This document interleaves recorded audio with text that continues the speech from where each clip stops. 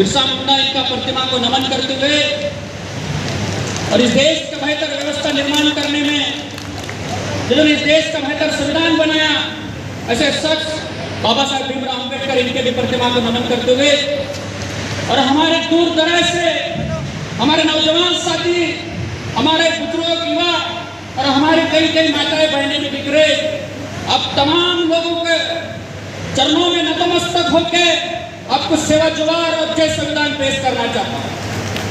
मंच में विराजमान हमारे कांग्रेस पार्टी के जिलाध्यक्ष बबलू भाऊ देशमुख, हमारे माजी विधायक वीरेंद्र भाऊ जगताप, हमारे भाई, और हमें आशा और उम्मीद है कि बलवंत भाऊ वानखड़े को आप सब लोग जिता के देंगे।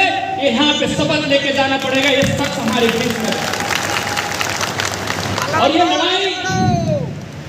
लड़ाई लोकतंत्र व्यवस्था के तहत कांग्रेस पार्टी की लड़ाई नहीं, ये लड़ाई बबलू भाऊ देशमुख की लड़ाई नहीं, ये लड़ाई वीरेंद्र जगताप की लड़ाई नहीं, ये लड़ाई बलवंत भाऊ वानखड़े की लड़ाई नहीं, ये लड़ाई मां विकास अघाड़ी में जुड़े हुए पार्टी की लड़ाई नहीं, ये लड़ाई उन गोर गरीबों का लड़ाई है जो आखिरी कतार में बैठ के देश की व्यवस्था से उम्मीद कर बैठे कि कोई हमारा बदलाव करेगा, कोई हमारा विकास करेगा, कोई हमारा बदलाव करेगा। ये लड़ाई उन आदिवासी भाइयों का है जिन्होंने 75 साल आजाद होने के बाद भी अपनी जमीन का हक और अधिकार नहीं मिला, ये उनकी लड़ाई है। ये लड़ाई उन जंगल क्षेत्र में रहने वाले जिनको आज तक उनकी मूलभूत सुविधा नहीं मिले, ये उनकी लड़ाई है। ये लड़ाई उन किसान मजदूर भाइयों की लड़ाई है जो आज भी उम्मीद करके बैठे कि हमारे फसलों को भाई सरकार बेहतर मुआवजा देगा, बेहतर दाम देगा, ये उनकी लड़ाई है। करके आप लोगों को यहाँ पे तय करना होगा, आप लोगों को यहाँ पे शपथ देना होगा कि ये पार्टी की लड़ाई नहीं है, यहाँ पे बैठे हुए हर शख्स का, हर व्यक्ति की लड़ाई है। इसको खुल कर लड़ना पड़ेगा और लाखों के तादाद में मत देकर हमारे बलवंत भाऊ को हमको विजय बनाना। आपको पता है हमारे बीच में मेलघाट की स्वयं घोषित बेटी हमारे बीच में आके नौटंकी करता है। हमारे बीच में आके कभी कोई हीरोइन को लेके आता, कभी कोई हीरो को लेके आता, कभी बीच में साइना अख्तर को लेके आता। हम बताना चाहते हैं भाभी को इस मंच के माध्यम से, साइना अख्तर हमारी समस्या का समाधान नहीं है। हमारा कोई हीरो और हीरोइन हमारे समस्या के समाधान कारक नहीं है। अगर हमारा समस्या का समाधान कारक तब होगा जब हमारे जल जंगल जमीन पे बात होगा, जब हमारे मूल अधिकारों पे बात होगा, जब हमारे सम्मानों पे बात होगा। आज भी हम आपको बताना चाहते इस मंच को कि आज भी हमारे कई गांव में लाइन नहीं है, आज भी हमारे कई गांव में पक्की सड़क नहीं गई, और मेलघाट का विधायक और ये नौटंकी दोनों ने भाई रोड का अनावरण किया है, उद्घाटन किया है। जाके आप जाओगे वापस तो वो बोर्ड को अच्छी तरह से पढ़े, वो बोर्ड में स्पष्ट लिखा है कि पहले जैसा जो रोड था उसी को मंजूरी दिया है, तो वैसे ही रोड बनेगा, आपको नया रोड नहीं मिलने वाला है। इन्होंने हमको चूतिया बनाया, इन्होंने हमको गुमराह किया करके इन्हें हमें जवाब देना पड़ेगा। करके इनको मोदी जी तो बोल रहे कि आपकी बार 400 पार, मोदी जी आपकी 400 पार होगा कि नहीं होगा इसका पता नहीं, लेकिन अमरावती लोकसभा से नवनीत कौर जरूर पार होगा, ये आपको बता देना चाहते इस मंच के माध्यम से। हमारे भाइयों को बड़ा घुमला फुसला कर साड़ी दिया। अब भाव आपको बताना चाहते और साड़ी की कीमत 30 रुपए। और जब हमारा समाज में शादी होता है, गरीब हो या अमीर हो, इनसे बेहतर साड़ी हम लोग देते हैं। अब अगली बार हमारे से मत मांगना आएंगे तो इनको हम हमारी साड़ी पहनाएंगे, और हमारी साड़ी पहन के देखोगे कितना महंगा होगा। आपको 30 रुपए की साड़ी दिया, और इनकी साड़ी भी कई हमारे माताएं मिलते हैं, बुजुर्ग मिलते हैं और बताते हमें ये साड़ी तो मच्छी पकड़ने का काम है। लेकिन आपको बताना चाहते कि उसमें मच्छी भी पकड़ेंगे तो मच्छी नहीं फंसेगा, उतनी घटिया कंडीशन की साड़ी दी। फिर कुछ लोग बोलते अरे अपन गोदड़ी तो मैंने सिला लेगा, लेकिन गोदड़ी भी सिलाऊंगा तो नींद नहीं आएंगे। मेरे भाई, इन्होंने हमारा अपमान किया, इन्होंने हमारा अपमान का बदला लेना पड़ेगा आप सभी लोगों को। इन्होंने हमारा सम्मान को ठेस पहुंचाने का काम। और बबलू भाऊ, आप कहीं भी बताना चाहते, राजकुमार जी पटेल के बिल्कुल चिंता मत करना, क्योंकि इस बार मैं राजकुमार जी पटेल के भी विदाई होगा। क्योंकि मैंने कई बार बोला, कई लोग डरते कि राजकुमार पटेल है, मेलघाट का शेर है। अरे कैसा शेर है भाई?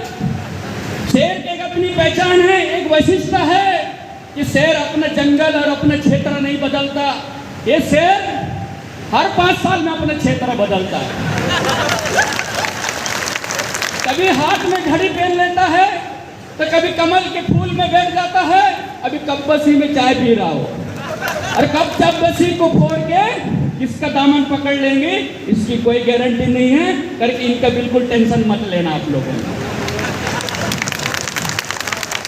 और कुछ समय आपका लूंगा जरूर, आज अगर रात भी होगा तो चलेगा, क्योंकि लड़ाई हम सब लोगों की लड़ाई है। और इस बार हमें भारी मतों से कांग्रेस पार्टी के उम्मीदवार को जिताना है। अगर इस बार नहीं जिताया तो हमारे भाई ने कहा कि जो मणिपुर की घटना हुई, आपको बताना चाहते, हमारे लोगों को बड़ा सम्मान का पद दिया, तो हमारे लोग रैली निकालते, जुलूस निकालते। बीजेपी वालों ने जब राष्ट्रपति आदिवासी महिला को बनाया तब रैली निकाला, जब जश्न मनाया। लेकिन आपके माहिती के लिए बताना चाहते, इस देश में पहला महिला राष्ट्रपति बना तो कोई आदिवासी बना, और जो मणिपुर में भी घटना हुआ वहां का भी राज्यपाल आदिवासी था, फिर भी हमारे महिलाओं के साथ शोषण हुआ था मेरे भाइयों। करके हमें इस बीजेपी सरकार को करारा जवाब देना पड़ेगा और इनको हराना पड़ेगा। ये संकल्पना आपको इस भूमि से लेके जाना पड़ेगा, तब जाके हमारा बदलाव ले पाएंगे, तब जाके हमारा विकास और उन्नति होगा, नहीं तो नहीं होगा। और कुछ 2-3 चीजें रिक्वेस्ट करता हूं मैं बलवंत भाऊ से। जब आप संसद में जाओगे तो हमारे गौर गरीब भाइयों का पूरे ये जितने भी लोग आए होंगे, इससे 80% लोग अपने खेतों में रहकर खेत की जागल करते हैं। और खेत का जागल इसीलिए करना पड़ता कि जो जंगली जानवर है हमारे क्षेत्र में, और क्षेत्र के जंगली जानवरों के वजह से हमको खेत में रखवाला देना पड़ता है। करके आपसे मांग है, विनंती है कि आप जीत के आएंगे तो हमारे गौर गरीबों को खेत वन विभाग और आदिवासी विभाग का फंड से ऑल कंपाउंड करें। हम भी घर में मौज मस्ती के साथ में रहना चाहते हैं, घर में नहीं रहना चाहते हैं। और आपसे ये भी विनंती है, ये लोग बार बार बोलते हैं कि टाइगर क्षेत्र में भाई रोड बनाने के लिए, बिजली पहुंचाने के लिए, वहां के विकास के लिए तो हमें भाई एनओसी लगता है, वन विभाग का एनओसी लगता है।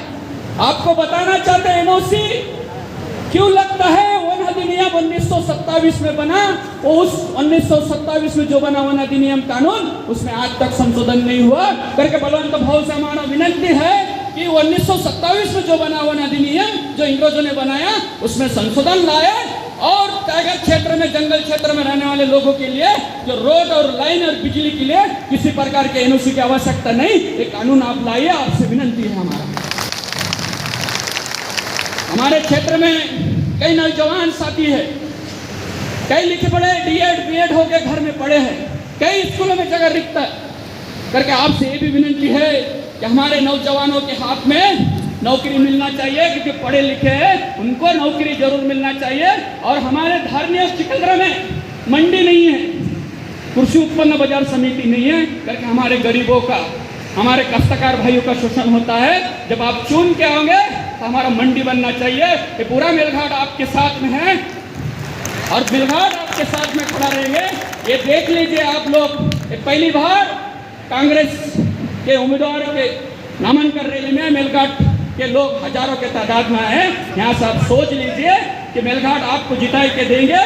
और मेलघाट ही एक ऐसा क्षेत्र है जो जिताने और हराने में अहम भूमिका निभाते हैं। करके आप लोगों को जिताने में भूमिका निभाना पड़ेगा, ये वादा करके जाना पड़ेगा आप लोगों को। और अंत में बलवंत भाऊ को और कांग्रेस पार्टी के वरिष्ठ पदाधिकारी को कहना चाहता हूँ कि आप बिंदास रहिए।